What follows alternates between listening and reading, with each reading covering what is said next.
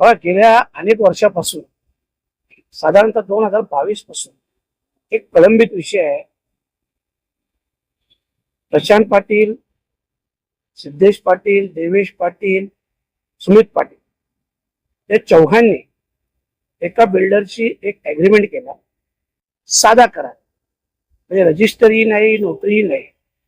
करार होता 2012 ला ऍग्रीमेंट केला साधा, आणि त्याला स्टॅम्प पेपर जोडलं 2016 आणि त्याच्यात प्रशांत पाटलांचा जो फोटो लावला तो 2018. म्हणजे एकंदरीत 100% बोगस असा हा करार बनवला. आणि या कराराच्या पोटी त्यांनी 20 करोडच्या वर रक्कम ती त्यांच्या अकाउंट मधून बुलेट ट्रेन मधून घेतली. मुळात तो विषय असा आहे तर ती जी सर्वे नंबरची जागा आहे, जे सर्वे नंबर किती असेल 28, ही सर्वे नंबर 28 साठी माहितीसाठी सांगतो की बुलेट ट्रेनचा GR आला 2018 नोव्हेंबर. जेव्हा नोव्हेंबर 2018 GR आला त्यावेळेस या जागेत काहीही नव्हतं, जैसे ते जागा होत. परंतु बुलेट ट्रेनचा GR आल्यानंतर 2019 ला या लोकांनी त्या जागेत काम केलं.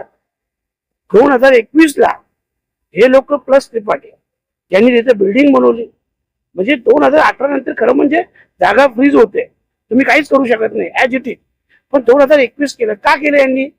तर यांना कल्पना होती त्या जागेची किंमत फॉर एक्झाम्पल पकडा 25 रुपये असेल, तर यांनी त्या जागेत 100 रुपयाचं स्ट्रक्चर उभं केलं. स्ट्रक्चर याच्यासाठी उभं केलं की सगळ्या अधिकाऱ्यांना मॅनेज करून, PWD असतील, इथले प्रांत असतील, नळेकर, सगळ्यांना मॅनेज करून 100 रुपयाचं स्ट्रक्चरची व्हॅल्युएशन 200 रुपये दाखवली. आणि 200 रुपये दाखवली, फॉर एक्झाम्पल तुम्हाला बोलतो मी, 200 रुपये दाखवली आणि त्यांच्या नियमानुसार बुलेट ट्रेनच्या त्याची किंमत 2.5 पटीने झाली. म्हणजे त्याची किंमत झाली 500 रुपये. ज्या जागेचे शासनाला 25 रुपये द्यायचे होते त्या जागेचे शासनाला 500 रुपये द्यायला लागले. एक जबाबदार लोकप्रतिनिधी म्हणून माझे ते कर्तव्य आहे. मी स्वतः जो विलंब होत होता, मी स्वतः मागच्या वेळेस न्यायालयात पत्र दिलं, न्यायाधीशांना पत्र दिलं, मी विनंती केली, त्यावेळेस विलंब माफ झाला. परंतु अजून 5 महिन्यापासून जबाब दाखल केला जात नाही. त्याच्यामुळं आज मी स्वतः इथे उपस्थित राहिलो.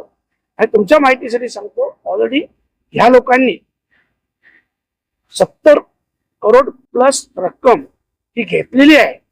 आणि वरून तुम्हाला सांगतो 190 करोड रुपये रिव्हॅल्युएशन, जो बोगस बोलतो ना, तो बोगस दाखवून त्याची मागणी केली होती. ती त्यावेळेस मी स्वतः कलेक्टरांना पत्र दिलं, प्रांतांना पत्र दिलं, तिकडनं मी ते थांबवलं. मी खूप जबाबदारीने बोलतो, तुम्ही माहिती घेऊ शकता. तिकडनं मी थांबवलं. आता यांनी नाशिकला एक कोर्ट आहे, हे बुलेट ट्रेनचं काहीतरी कोर्ट आहे, त्या कोर्टात ती 190 करोडची काहीतरी अशी मागणी केलेली आहे. म्हणजे एकतर हे सगळं बांधकाम बोगस आहे. MMRDने स्वतः दिलं की इथं आमची परमिशन नाही, जागा यांनी नाही, काहीच नाही. काहीच नसताना हे स्ट्रक्चर कपिल पाटील, त्रिपाठी यांनी उभं केलं आणि शासनाचे अगोदर 70 करोडचे नुकसान केलेलं आहे.